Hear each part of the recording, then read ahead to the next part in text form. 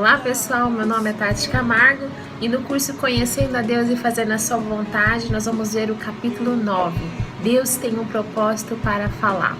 Sim, quando Deus fala conosco, Ele tem um momento certo para falar e nós temos que estar atentos para ouvir a Sua voz no momento que Ele estiver falando conosco. Então eu espero que vocês tenham uma abençoada aula e no final desse vídeo a gente conversa mais um pouquinho sobre o que a gente aprendeu. Tchau, tchau e boa aula! Capítulo 9. Deus tem um propósito ao falar. Deus desenvolve o caráter a fim de capacitar para a tarefa. Geralmente queremos que Deus nos fale a fim de nos dar um pensamento devocional que nos faça sentir bem o dia inteiro. No entanto, se você quiser de fato que o Deus do universo lhe fale, é preciso estar preparado para que ele revele aquilo que está fazendo perto de você. Na Bíblia, não há muitos indícios de que Deus apareça e fale com pessoas apenas com o intuito de conversar. Ele sempre tinha algo em mente. Quando Deus fala a você pela Bíblia, pela oração, pelas circunstâncias, pela igreja ou de alguma outra forma, Ele tem um propósito em mente para a sua vida. Abrão. Quando falou a Abrão, Gênesis 12, o que Deus estava prestes a fazer, ia começar a constituir uma nação. Note o tempo de Deus. Por que Deus falou a Abrão naquela ocasião? Porque era naquela ocasião que ele queria começar a constituir uma nação. No momento em que soube o que Deus queria fazer, Abrão teve que fazer ajustes em sua vida em relação a Deus. Ele tinha de seguir imediatamente a ordem de Deus. O momento em que Deus lhe fala é o momento exato em que quer que você lhe responda. Alguns de nós achamos que temos 3 ou 4 meses para pensar e decidir se isso é realmente o tempo certo de Deus. O momento em que Deus lhe fala é o tempo certo dele. É por isso que ele fala em determinada hora. Ele fala ao servo quando está pronto para agir. Se não fosse assim, ele nem falaria a você. Quando Deus entra no curso principal de sua vida, o tempo da sua resposta é crucial. Quando Deus fala a você, é preciso crer e confiar nele. Quanto tempo passou depois que Deus falou a Abrão, posteriormente chamado de Abraão, para que Isaque, o filho da promessa, nascesse? 25 anos. Gênesis 12, versículo 4 e Gênesis 21, versículo 5. Por que 25 anos? Por que demorou 25 anos para Deus fazer um pai que servisse para Isaque? Deus estava mais preocupado não com Abrão, mas com uma nação. A qualidade do pai afeta a qualidade das gerações seguintes. As gerações seguintes andam conforme o pai andou. Deus levou algum tempo para fazer de Abrão um homem de caráter. Abrão precisou começar a ajustar sua vida de imediato. Ele não podia esperar até Isaque nascer para depois tornar-se o pai que Deus queria que ele fosse. Assinale as afirmações com V, verdadeiro, ou F, falso. Primeiro, Deus fala comigo para que eu receba um pensamento devocional e me sinta bem o dia inteiro. Segundo, Deus fala comigo quando tem um propósito para a minha vida.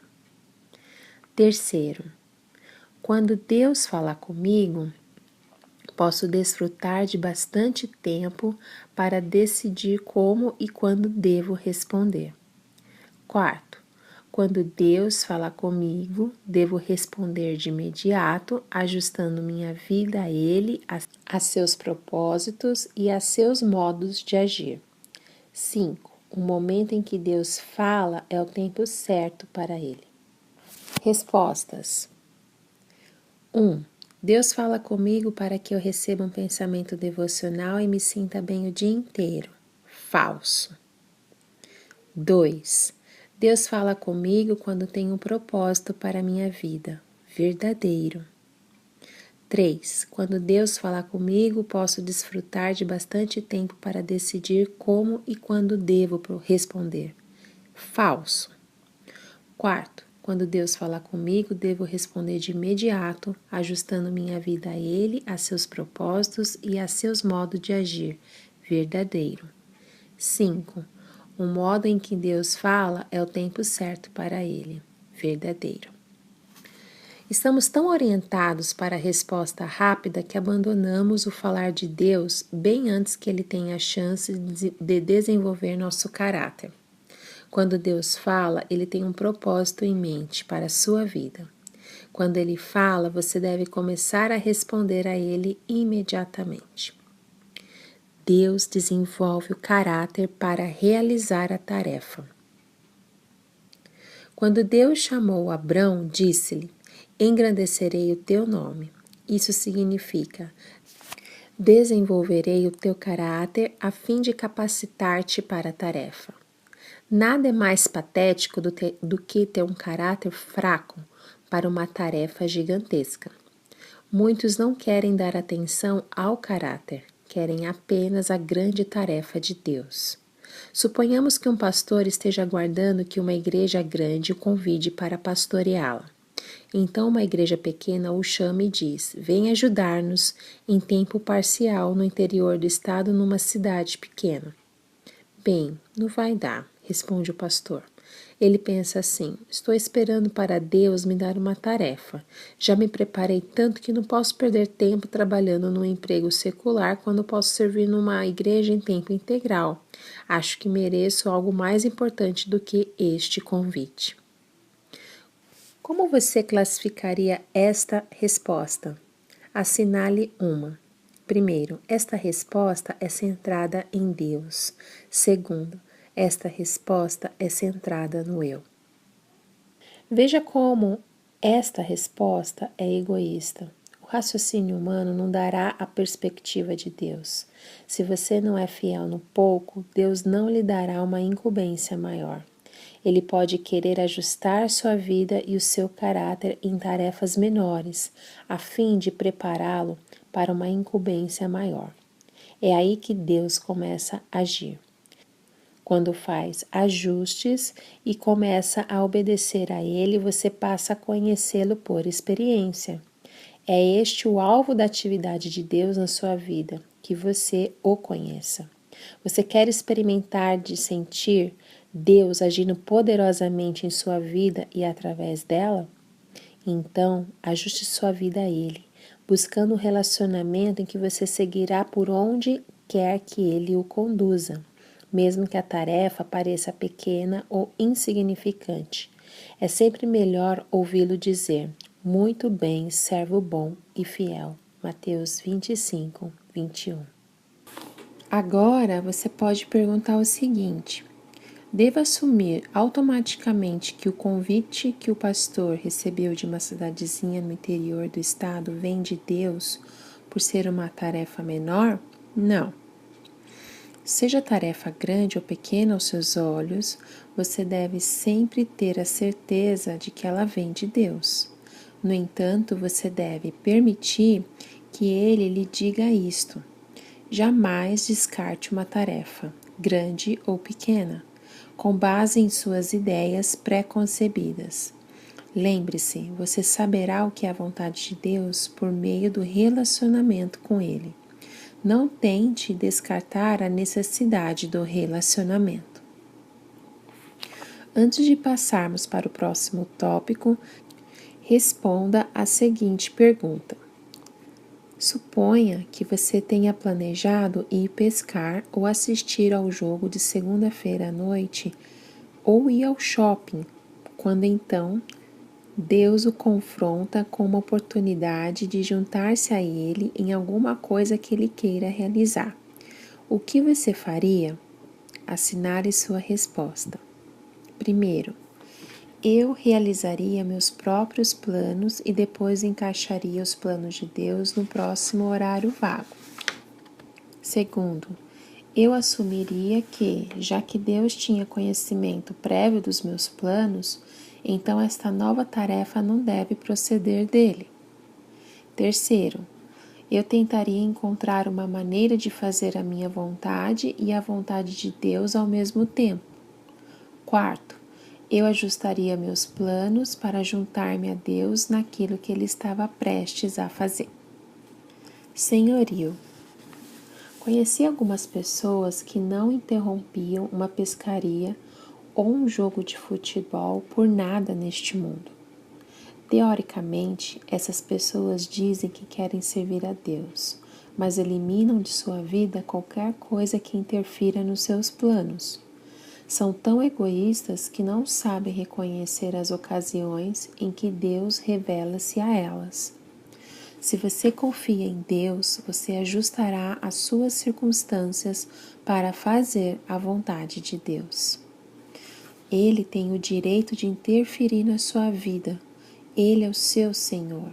Quando você o aceitou como Senhor, deu-lhe o direito de usar sua vida a hora que desejar. Suponha que em metade das ocasiões que o mestre quisesse que o servo fizesse algo, este dissesse: desculpe, mas isso não está nos meus planos. O que você acha que o mestre faria? O mestre disciplinaria o servo.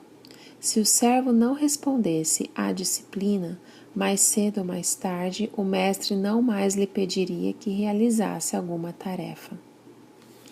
Você pode estar dizendo: como eu gostaria de experimentar Deus agindo em minha vida da mesma forma como o faz com o João ou a Maria.